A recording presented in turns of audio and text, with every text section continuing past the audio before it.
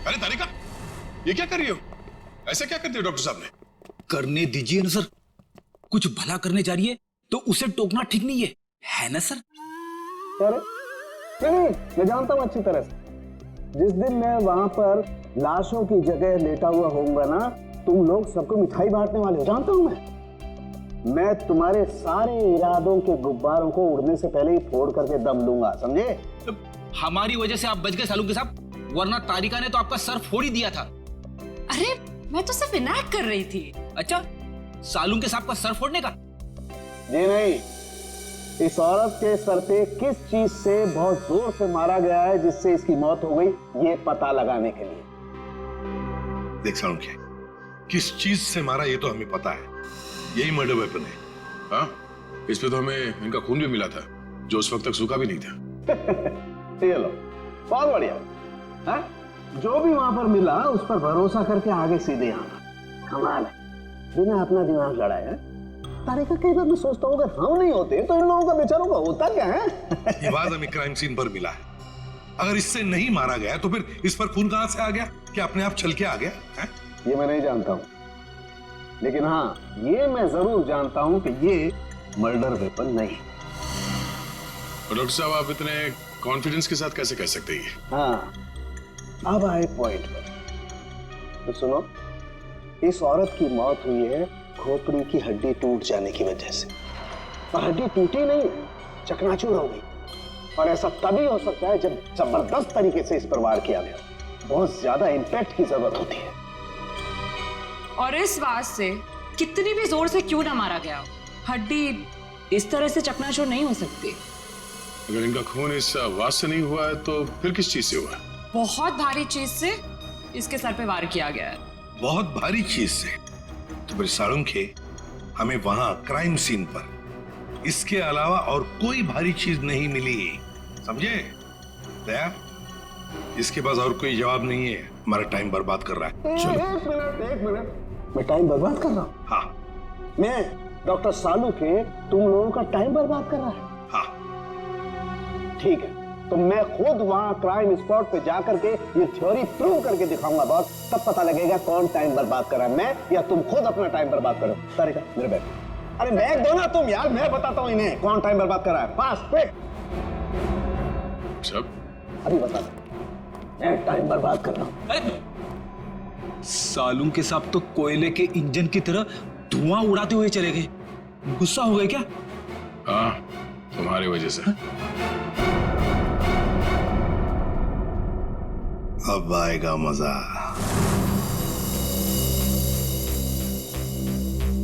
सब कुछ ढूंढ लिया, अब क्या ढूंढेंगे? अपना सर ढूंढो। कहा था ना यार तुमसे, कोई भारी चीज से मारा गया तो भारी चीज ढूंढो ना प्लीज। साहब, क्या लगता है इससे मारा?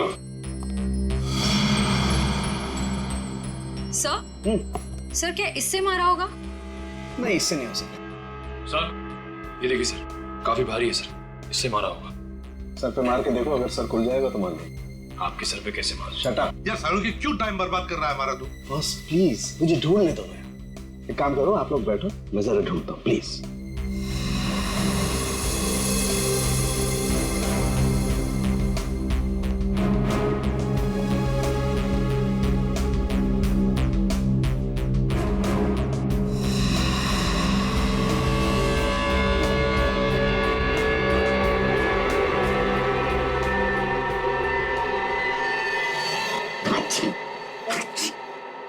पूरी दुनिया में सर्दी फैलाएगा। ओए, अरे यार क्या हो गया? सर क्या हुआ, आप इतना चीख क्यों रहे हैं? मसाला मसाला मसाला। हाँ सर, चारों तरफ मसाला गिरा हुआ है और यहाँ पे निशान भी है। लगता है मसाला कूटने का खलबट्टा रखा था यहाँ पे। सर बट्टा तो काफी भारी भी होता है। एक काम करो, आसपास जितने भी घर हैं, सारे के सारे घर चेक करो। श्रेया, दादी माँ को लेकर आओ।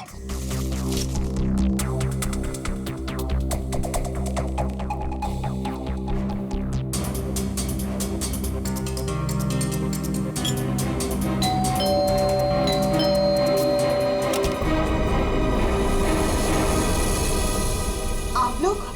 हमें आपके घर की तलाशी लेनी है। लेकिन खून तो वहां हुआ है, आपको यहाँ क्या मिलेगा? देखिए, आपकी बिल्डिंग में खून हुआ है। क्या आप चाहती हैं कि एक और खून हो जाए? प्लीज हमें अपना काम करने दीजिए। ओके, आइए।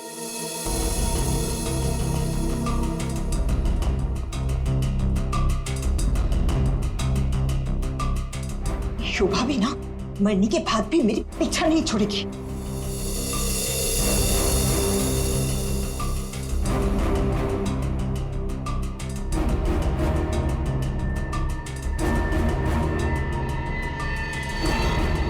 सर, आश्रया, सर ये देखिए। सर, ये तो हमारी है। नहीं नहीं, ये तो हमारा है। आंटी जी को कोई गलतफहमी हो रहा है। सर, इसके नीचे शोभा का नाम लिखा हुआ है। शोभा, तो क्या आपने इन्हें ये दिया था? नहीं सर, आज सुबह तक तो ये हमारे पास ही था। तो फिर यहाँ कैसे? के जरा चेक कर लिया।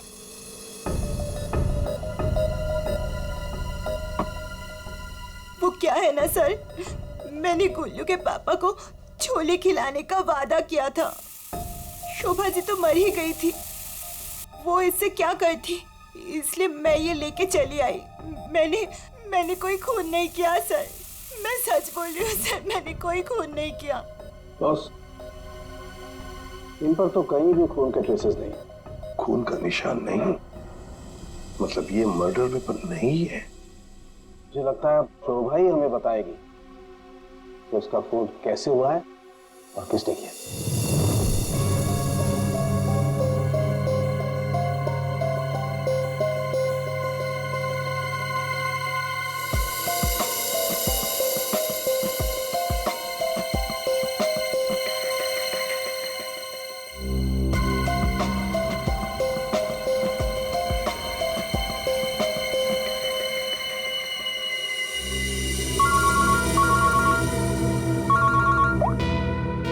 आसान के बोल। अच्छा, गेरू मिट्टी। अच्छा, ठीक है सचिन, मर्डर वेपन का पता चल गया है। और वो क्या है सर? गमला। गमला? हाँ, गमला। साळुंखे को शोभा के कान में गेरू मिट्टी के कुछ अंश मिले। गेरू मिट्टी जो गमले में इस्तेमाल होती है। सर, हमें शोभा के घर में एक भी फ्लावर पॉट नहीं मिला है। देखते हैं।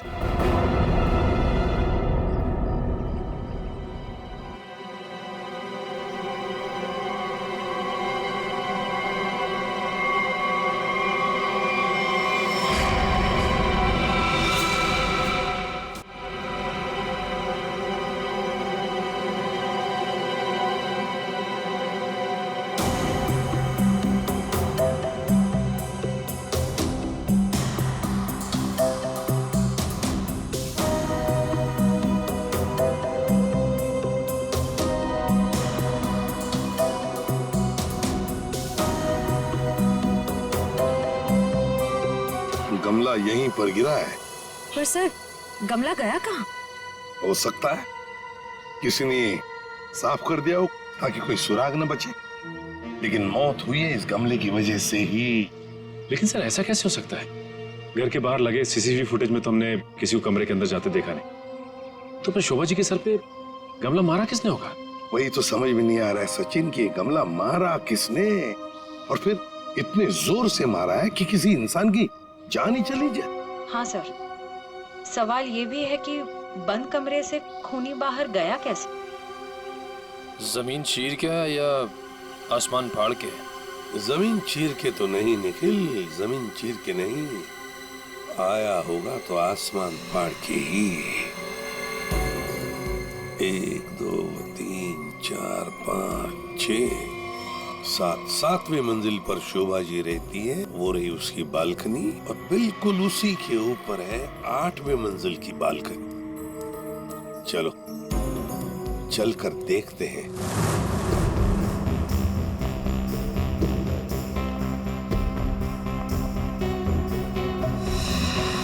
सर, आश्रया, सर ये देखिए, स्टैंड जैसा कुछ है। स्टैंड जैसा तो है।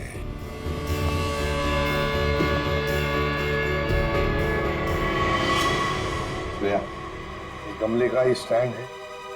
गमला इसी स्टैंड पर था। ये देखो, यहां से गमला यूं धक्का मार के नीचे फेंका गया। ये फ्लैट किसका है? सर किसी एनआरआई का है और बिल्डिंग का सेक्रेटरी होने के नाते इसकी चाबी सिर्फ मेरे पास ही रहती है सर। क्या हाल फिलहाल में यहाँ पर कोई आया था? मुझे नहीं पता। तुम्हें पता नहीं? तो फिर इसका एक ही मतलब हो सकता है कि जबकि इस फ्लैट की चाबी सिर्फ तुम्हारे पास ही है, तो इस फ्लैट में भी सिर्फ तुम ही आए होंगे। ये क्या कह रहे हैं सर? मेरे कहने का मतलब है कि फ्लैट की चाबी उन्होंने मुझे दी थी। क्या है सर कि सारे एम्प्टी फ्लैट की चाबी ऑफिस के ड्रॉअर में होती है। एजेंट लोग सर कभी भी आते जाते रहते हैं, तो सर मैं 24 घंटे उनके लिए घर पे थोड़ी ना रहूंगा सर। ये खाली फ्लैट्स की चाबियां ऑफिस में रहती है, ये बात सबको पता है? हाँ, हमारे सारे रेजिडेंट्स और सारे कमिटी मेंबर्स को ये बात पता है। हमारे अलावा कोई भी कभी भी ऑफिस जाकर चाबी ले सकता है। वाह, देखा कितने अच्छे सेक्रेटरी है ये सोसाइटी के। जबकि सारी जिम्मेदारी तुम्हारे ऊपर है। फ्लैट के अंदर कोई भी घुस सकता है, कुछ भी कर सकता है। यहाँ तो एक खून हुआ है, खून, समझे? और ये जिम्मेदारी सिर्फ तुम्हारी है। सर खून तो शोभा जी के फ्लैट में हुआ है सर। इससे इस फ्लैट का क्या कनेक्शन हो सकता है सर? जाइए, आप जाइए नीचे और सबको इकट्ठा कीजिए, सारे रेसिडेंट्स को कंपाउंड में। जाइए जल्दी। जी सचिन, ये देखो, हम हैं 8वें मंजिल की बालकनी पर और शोभा जी रहती थी 7वें मंजिल पे। जब शोभा जी वहां अपनी बालकनी से बाहर झुकी होगी किसी काम की वजह से, तब 8वें मंजिल के मतलब यहां से वो गमला शोभा जी के सिर पर मारा गया, ठाम करके ऐसे।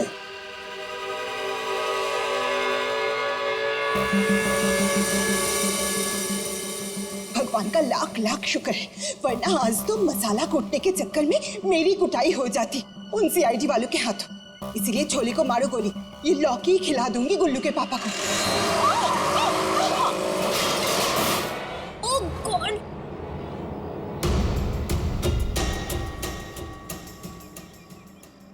ये क्या किया?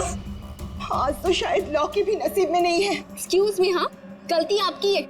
एक तो आप मेरे बीचों बीच आ गई, उल्टा आप मुझे सुना रही हैं।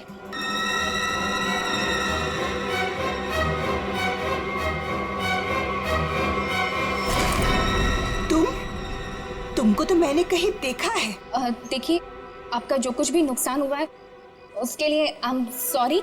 मैं थोड़ी जल्दी में हूँ। रुक रुक, तुम वही सफाई करने वाली हो ना?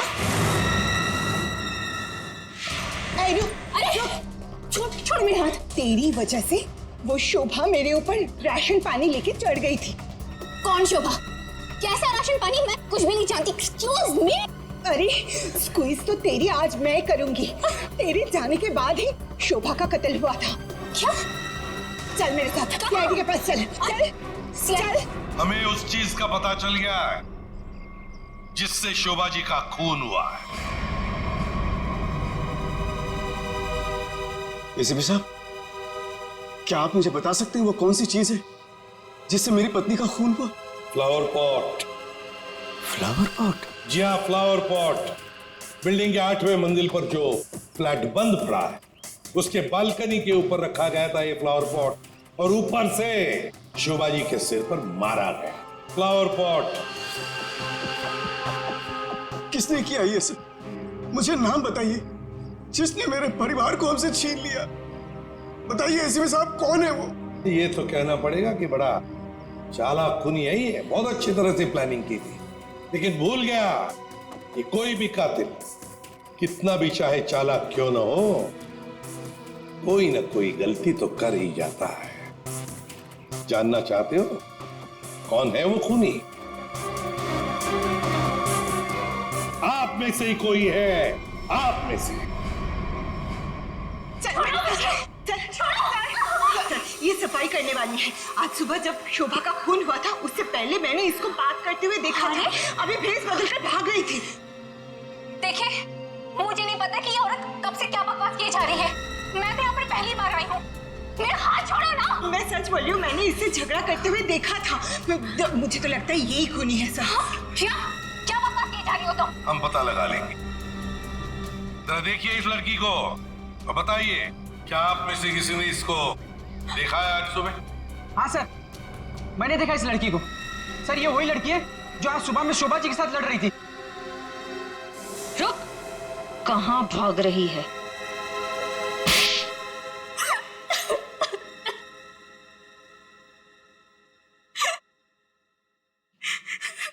ये सब रोना धोना बंद करो और बताओ कौन कौन है इसके पीछे। तुम्हारे अकेली का काम नहीं है ये, बताओ जल्दी। कौन कौन मिला हुआ है तुम्हारे साथ इस काम में? हा? क्यों खून किया शोभा का? खून? नहीं नहीं सर, मैंने कोई खून नहीं किया। मुझे कुछ नहीं पता, मैं सच कह रही हूँ। जमाना बड़ा बदल गया है सर। इतनी महंगी घड़ी और ब्रांडेड चप्पलें पहन के घूम रही है। यहाँ तो सीआईडी में ईमानदारी से काम करने के बाद पिछले 5 साल में ये वाले जूते पहन पाया हूं मैं। हाँ, सच कह रहे हो फ्रेडी। लेकिन ये है ना, मुखौटा पहनी है सफाई कामगार का, है तो कोई और ही। उर्वी, ऐसा नहीं बताइए। हाँ बोल नहीं, प्लीज प्लीज मैम, मुझे मत मारिए। मैं बताती हूँ, मैं सब सच बताती हूँ। दरअसल मेरे पास एक फोन कॉल आया था। कौन लोग थे मुझे नहीं पता, लेकिन वो लोग शोभा से बदला लेना चाहते थे। बदला कैसे लेना है वो सारे इंस्ट्रक्शन मुझे फोन पर बता दिए गए थे। मैंने बस उसे फॉलो किया था और कुछ नहीं किया था, खून नहीं किया था सर। एक अनजान आदमी ने तुम्हें फोन कॉल किया और तुम उसकी मदद करने के लिए तैयार हो गई? हाँ सर। ऐसी क्या दुश्मनी थी तुम्हारी शोभा से? सर शोभा अच्छी औरत नहीं थी, वो बहुत ही घमंडी और झगड़ालू किस्म की औरत थी। सर मैं एक स्टोर में सेल्स गर्ल का काम किया करती थी। मेरे स्टोर में आई वो एक दिन, नेल पेंट दिखाने के लिए कहा। नेल पेंट का ढक्कन जब मैं खोल रही थी तो सर गलती से वो नेल पेंट की कुछ बूंदें उसके साड़ी के पल्लू पे गिर गई थी सर। उसके बाद उसने जो हंगामा खड़ा किया, मैंने उससे माफी मांगी, मिन्नती की कि प्लीज मुझे माफ कर दीजिए, लेकिन उसने मेरी एक बात भी नहीं मानी। मैनेजर के पास चली गई सर। मैनेजर ने मुझे नौकरी से बाहर निकाल दिया। 2 महीने तक मुझे कहीं कोई नौकरी नहीं मिली। घर का किराया तो दूर, खाने तक को मेरे पास पैसे नहीं थे। मकान मालिक मेरे सिर पर चढ़ करके मुझे परेशान करने लगा, कहा कि निकलो मेरे घर से। सर उसने मेरी पूरी जिंदगी तबाह कर दी। फिर मैंने ठान लिया था कि उस शोभा से मैं बदला जरूर लूंगी। इसलिए तुमने कानून को अपने हाथ में लेने का फैसला किया है? सर मैं मानती हूँ कि मुझसे बहुत बड़ी गलती हो गई। प्लीज आप लोग मुझे माफ कर दीजिए प्लीज। ये लो, सब कुछ मान लिया तो माफी मिल गई, ऐसे लगता है तुम्हें? है? तुम्हारी सजा हम कम कर सकते हैं, मगर एक शर्त पर। हाँ सर, मुझे आप लोगों की सारी शर्त मंजूर है। बताइए मुझे क्या करना होगा? तो ये बताओ कि फोन पे एग्जैक्टली क्या इंस्ट्रक्शन दिए गए थे तुम्हें? मुझे बस वो फ्लावर पॉट गिरने के बाद उसे साफ करने के लिए कहा गया था। वो फ्लावर पॉट जैसे बालकनी से शोभा के सर से टकराकर नीचे गिरा तो मेरे पास उसे झट से साफ करके वहां से मैं निकल गई। बस यही किया था मैंने। वो फ्लावर पॉट किसने फेंका था? Flower pot? नहीं, किसी ने फेंका नहीं था। किसी ने नहीं फेंका? ये कैसे हो सकता है? कोई तो ऊपर था फेंकने वाला। नहीं सर, मैं सच कह रही हूँ, वहाँ पर कोई नहीं था। वो फ्लावर पॉट अपने आप गिरा था। कौन था ऊपर? यकीन कीजिए, मैं क्यों झूठ बोलूंगी आप लोगों से।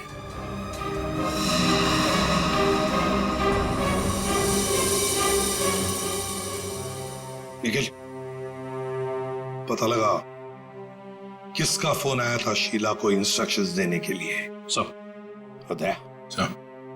टूटे हुए फ्लावर पॉट के टुकड़े अच्छी तरह से देखो।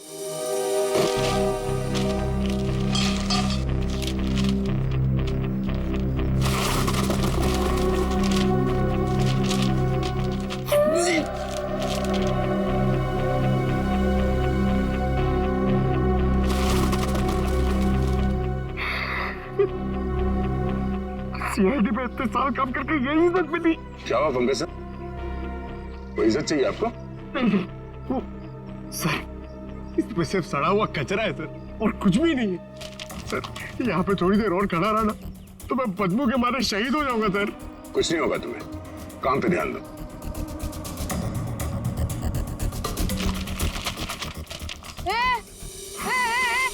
ये क्या कर रहे हो?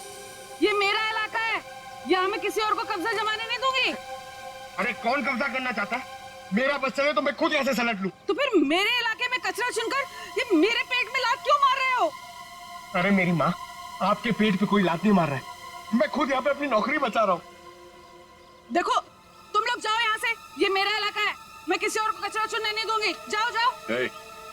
हम लोग सीआईडी से हैं और इस कचरे में सुराग ढूंढ रहे हैं। हाँ? सीआईडी? रुक रुक, देखो जरा, चलो।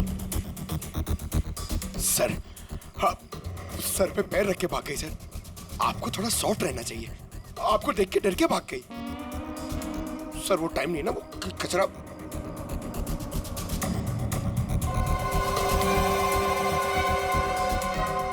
सर, हाँ? ये देखिए, ये कुछ गमले के टुकड़े मिले हैं।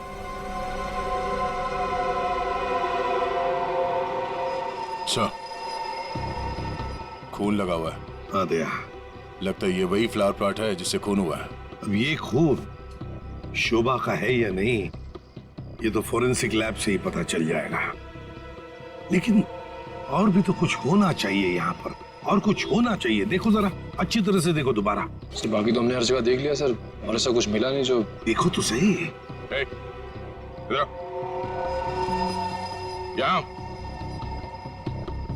मैंने कुछ नहीं किया साहब, मैं निर्दोष हूँ साहब, मैं निर्दोष हूँ। कुछ नहीं किया तो हमें देखे भागी क्यों? वो साहब बिरजू कह रहा था कि जब भी पुलिस वाले देखो ना तो अपनी जान बचाओ और भागो, पता नहीं फिर कब मुसीबत में फंस जाए। एक मिनट देखो, किसी भी मुसीबत में नहीं फंसोगे तुम। इतना बताओ, क्या सुबह तुमने यहाँ से कुछ कचरा उठाया था? हाँ? घबराओ मत, उठाया था कचरा? हाँ उठाया तो था, इस थैले में ही है। दिखाओ जरा। नहीं नहीं, मैं नहीं दूंगी, ये मेरी रोजी रोटी है साहब। अरे हमें उसका भजिया नहीं तलना है, हमें सिर्फ ये देखना है कि उसके अंदर क्या है। इधर दो।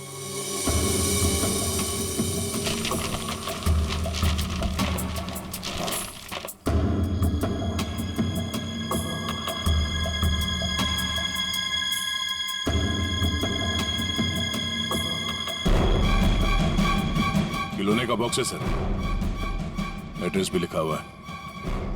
ओह, तो ये है खूनी।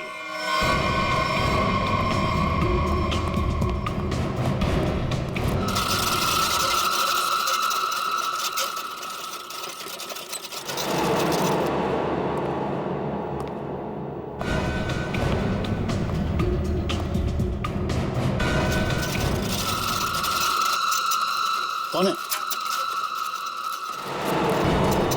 कौन है? अरे कौन है यहाँ? सामने आओ। कौन है?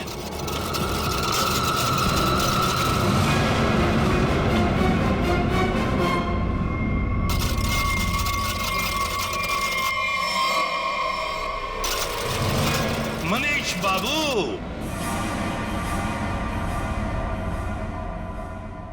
हाँ, खिलौनों के साथ बहुत खेल खेल लिए, अब ये तुम्हारा खेल खेलना खत्म। मैंने आगे रास्ता बंद है। मैंने कुछ नहीं किया। अब ये बता, शोभा को क्यों मारा तुमने? मैंने नहीं मारा, मैंने नहीं मारा।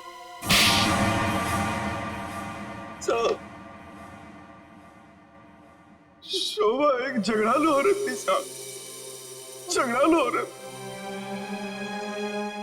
हमेशा गालियां देती थी साहब, हर छोटी मोटी बात पे चिल्लाती थी, भद्दी भद्दी गालियां देती थी। आतंक था साहब उसका एक। हम सबको वो मेंटली टॉर्चर दे रही थी साहब।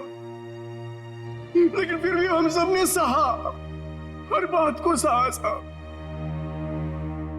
जब तक ये बात घर के चार दीवारी तक थी तब तक तो ठीक था, लेकिन धीरे धीरे ये बात साहब घर के चार दीवारी से बाहर निकल के मोहल्ले तक फैल गया।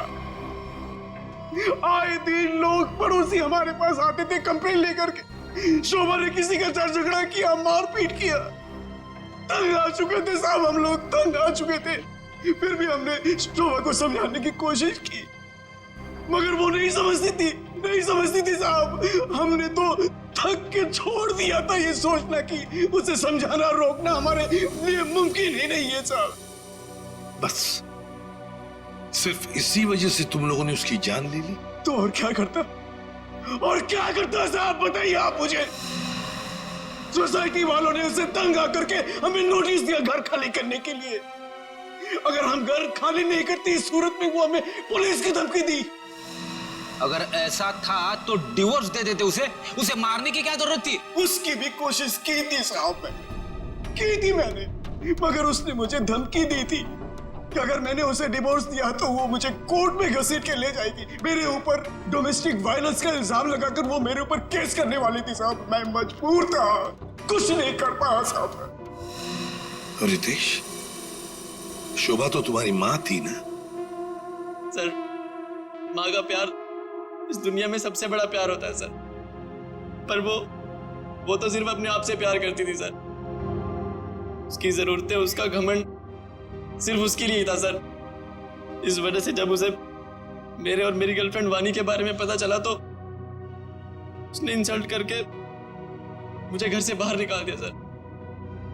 और इसलिए जिस माँ ने तुम्हें जन्म दिया उसे ही मौत की नींद सुला दी तुमने, सिर्फ अपने खुशियों के लिए, हाँ?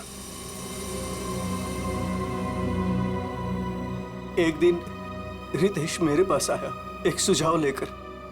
उसने कहा कि पापा, अगर हमारी जिंदगी में शांति और चैन चाहिए तो शोभा की जिंदगी खत्म करनी होगी। और इसके लिए तुमने अपने पड़ोसी किशोर और नवीन की मदद ली, जो शोभा के दुश्मन थे उसके बर्ताव की वजह से, हाँ?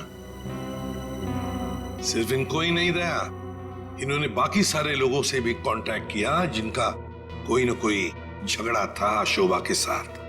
उन सबको अपने प्लान में शामिल कर लिया, शोभा को मारने के प्लान में। शीला के बारे में तुम्हें कैसे पता चला? काव्या ने मुझे बताया उस दिन शीला और शोभा के झगड़े के बारे में, क्योंकि काव्या शोभा के साथ ही स्टोर में गई थी। तो तुम्हारे इस प्लान को अंजाम देने के लिए कोई बाहर वाला चाहिए था, और ये शीला इस काम के लिए एकदम परफेक्ट थी। और इसे शोभा से बदला लेना था, इसलिए ये भी मान गई, है? वैसे सारी प्लानिंग की कैसे तुम लोगों ने, बताओ जरा। नवीन ने ऑनलाइन पर ट्रॉली बुक की थी। डिलीवरी होने के बाद वो ट्रॉली और रिमोट वाणी को दिया था। वाणी पेशे से इंजीनियर है साहब। वो ट्रॉली और गमले को किस तरह से रखना है इसकी प्लानिंग उसने नहीं की थी। और फिर वो ट्रॉली और रिमोट लाके किशोर को दे दिया। और फिर काव्या और रितेश ने मिलकर वो गमले और ट्रॉली को ऊपर बैल्कनी में सेट कर दिया।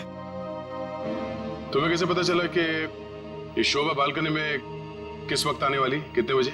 साहब, हर रोज सुबह 10 बजे एक भाजी वाला ठेला लेकर के हमारे बिल्डिंग के नीचे आता है,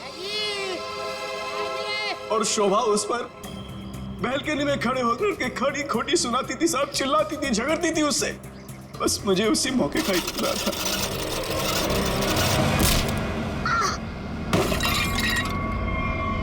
और फिर मैंने मां को फोन किया।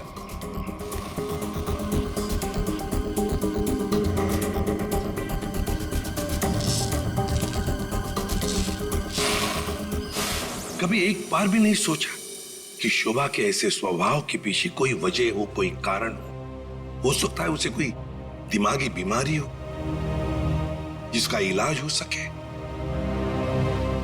नहीं सोचा।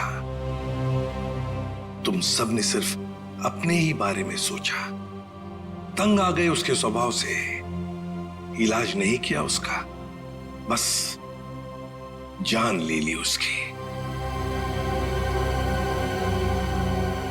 कानून तुम सबको कड़ी से कड़ी सजा देगा।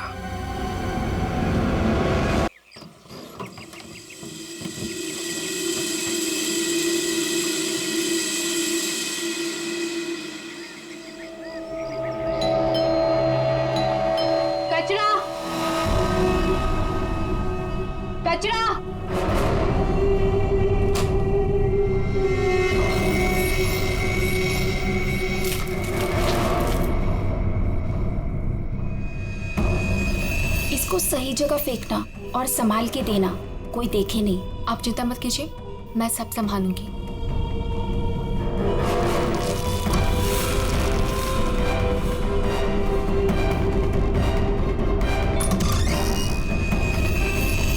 जल्दी दो।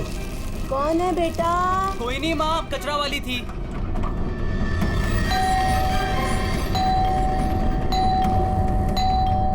अरे कौन है? कचरा।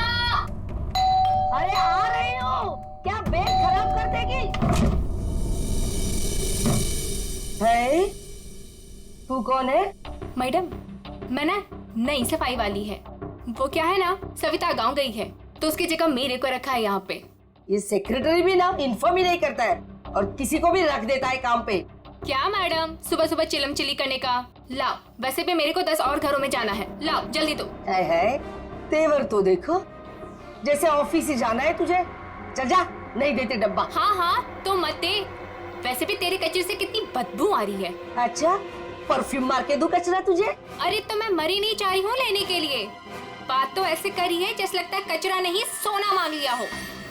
एक मिनट, कहीं आप वही झगड़ालू औरत तो नहीं जो घड़ी घड़ी सबसे झगड़ा करते फिरते रहती है? हाँ, अरे बहुत किसे सुने हैं आपके बारे में। हाँ ए लड़की, मुझसे सवाल चला रही है तू? हाँ? औकात क्या है तेरी? क्या हुआ?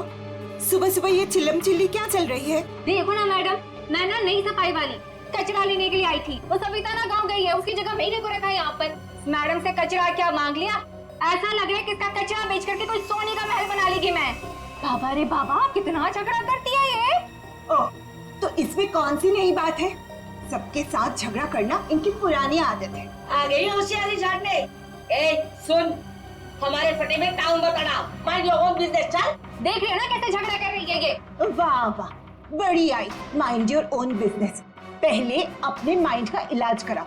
सबके नाक में दम करके रखा है अपने रोज के झगड़ों की वजह से।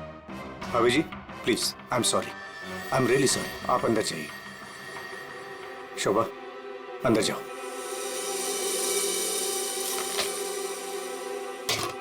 जाओ। खाली लड़ते रहती है, पता नहीं कैसी औरत है ये। आपको बीच में आने के लिए किसने बोला? हाँ, अगर आप बीच में नहीं आते थे ना तो उस रत्ना की बच्ची को देख लेती थी मैं। मुझे अंदर ले आए सो आए। आपने सॉरी बोला उसे? सॉरी बोला? अरे किससे पूछ के सॉरी बोला?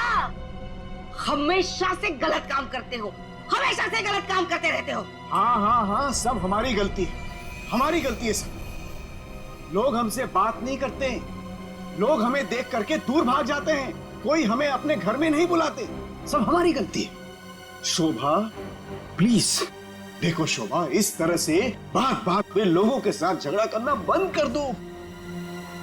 देखो शोभा, तुम जानती हो इस वजह से लोग हमारे घर को कितने बदनाम कर चुके हैं।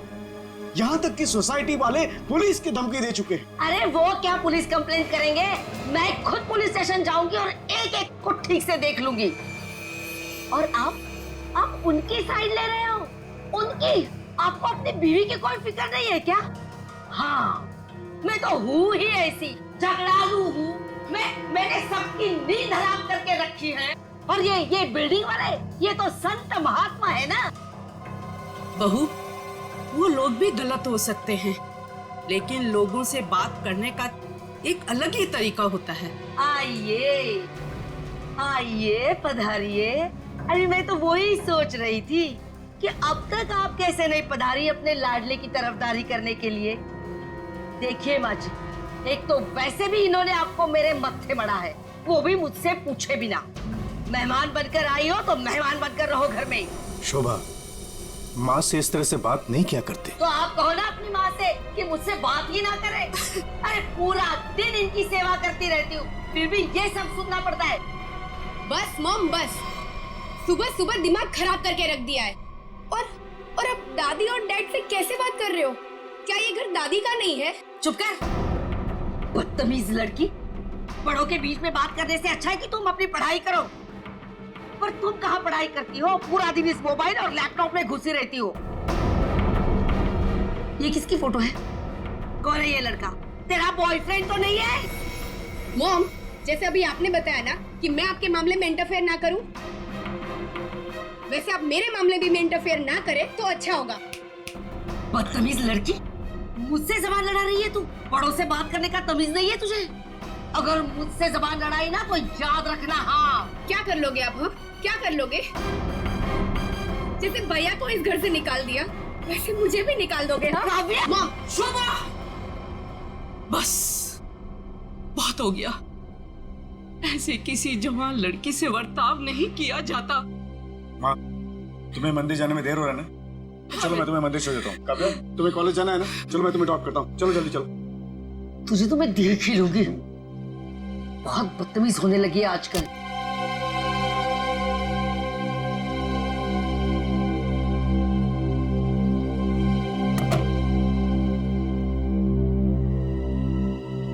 आने दो इस बुढ़िया को मंदिर से, दरवाजा ही नहीं खोलूंगी। देखती हूँ अंदर कैसे आती है।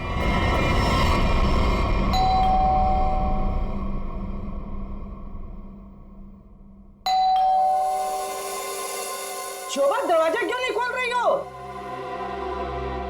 शोभा, क्या माँ जी? आपने शोभा को कहीं जाते हुए देखा है क्या?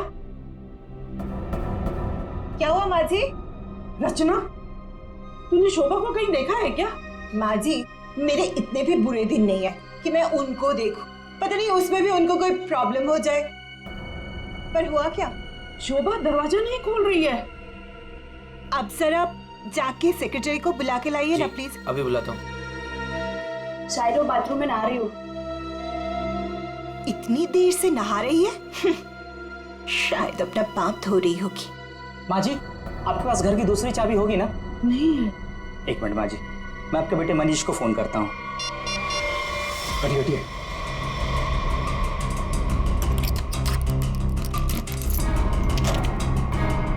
माँ, दरवाजा अंदर से बंद है। अंदर से कैसे बंद है?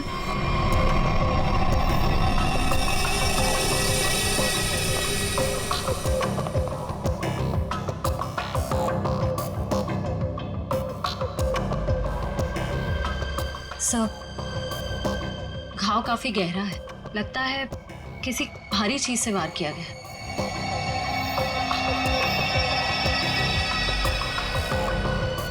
सर, हो सकता है कोई एक्सीडेंट। इनका पैर फिसला और किसी चीज से टकरा के गिर गई। हाँ, एक्सीडेंट हो सकता है। एक काम करो, घर में जितना सारा फर्नीचर है चेक करो, उसके कॉर्नर चेक करो फर्नीचर के, और फिर देखो कहीं पर नुकीली चीज है क्या, शायद उससे टकराई हो।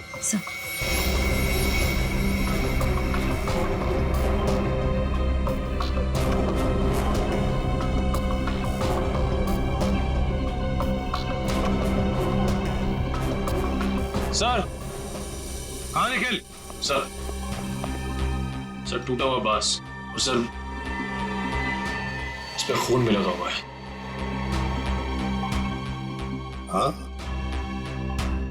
लगता है खूनी में ये बाज बेचारे शोभा के सिर के पीछे मारा है इससे जोर से, और फिर शायद शोभा अपनी जान बचाते बचाते यहाँ से बाहर गई, गिर गई और फिर दम तोड़ दिया होगा। लेकिन सर, दरवाजा तो अंदर से बंद था, कुंडी लगी हुई थी, तो फिर खूनी घर से बाहर गया कैसे होगा? सर, हो सकता है बालकनी से चला गया। नहीं निखिल, इतनी ऊंचाई से कोई बाहर जा ही नहीं सकता है। सर, घर के बाहर सीसीटीवी कैमरा लगा हुआ। बस तो फिर वो सीसीटीवी कैमरा का फुटेज और लॉबी के सीसीटीवी कैमरा का फुटेज सब देख लेते हैं।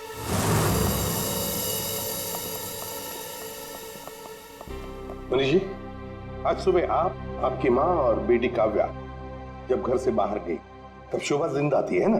जी सर, मतलब शोभा जी का कत्ल हुआ सुबह 10:30 बजे के बाद में ही। पर काव्या, तुम 11 बजे कॉलेज से वापस क्यों आ गई थी? देखो, चुप रहने का कोई फायदा नहीं है। हमने लॉबी के सीसीटीवी फुटेज में देख लिया है, तुम ठीक 11 बजे बिल्डिंग में अंदर आई थी। काव्या, तुम कॉलेज नहीं गई? वो मेरा फ्रेंड अश्मित हमारी विंग में रहता है, मैं उसी से मिलने वापस आई थी। अपने बॉयफ्रेंड से मिलने गई उसी वक्त जिस वक्त अपनी माँ का कत्ल हुआ।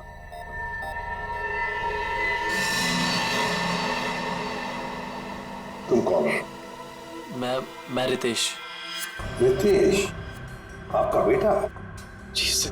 पर तुम तो घर छोड़कर चले गए थे। जी वो मैं घर छोड़कर नहीं गया था, मुझे इनकी पत्नी ने घर से निकाल दिया था। मतलब तुम्हारी माँ ने? यही आदर रखते हो अपनी माँ के लिए? यही संस्कार दिया? जब तुम यहाँ रहते नहीं थे तो किस लिए आए थे यहाँ पर? जी वो मैं किशोर से मिलने आया था। सर, अगर आपने सीसीटीवी फुटेज देखा होगा तो आपने देखा होगा कि मैं अपने डॉग को बाहर घुमाने लेके गया था। क्या बात है किशोर, जब ये रितेश तुम्हारे घर पे तुमसे मिलने आया तो तुम अपने घर से बाहर कुत्ता घुमाने निकल गए? हाँ सर, वो हमेशा आता जाता रहता है, पर इसमें प्रॉब्लम क्या है? प्रॉब्लम है शोभा जी का कत्ल हुआ है, समझे? चलो तुम सबकी बातें मान ली, बच्चे बिल्डिंग में आए अपने दोस्तों से मिलने, मगर घर नहीं गए। बिल्डिंग के अंदर बाहर लोग आते जाते रहे, और शोभा जी के घर के बाहर कोई नहीं आया। काश अगर कोई भी, एक भी शोभा जी से मिलने जाता तो शायद आज बेचारी मासूम शोभा बच जाती। सर, वो कोई बिचारी औरत नहीं थी, जैसी औरत थी उसके साथ वैसा ही हुआ। क्या मतलब? माफ कीजिएगा मनीष भाई, सोसाइटी की इज्जत का सवाल है। सर, शोभा जी का सोसाइटी में किसी के साथ भी बिहेवियर अच्छा नहीं था, आए दिन छोटी छोटी बातों में झगड़ा करती थी। इवन सर, आज भी उनका झगड़ा हुआ था। झगड़ा हुआ था? किसके साथ? इनसे, रचना जी से। ओह सर, मैंने उसको नहीं मारा सर, मैंने तो कभी किसी मच्छर को भी नहीं मारा सर। एसीपी साहब, इन सोसाइटी के सारे लोगों को मैं जानता हूं, इनमें से ऐसा कोई नहीं है जो शोभा को इस तरह से मार सके। अगर शोभा जी का खून तो हुआ है ना, किसी ने तो किया है।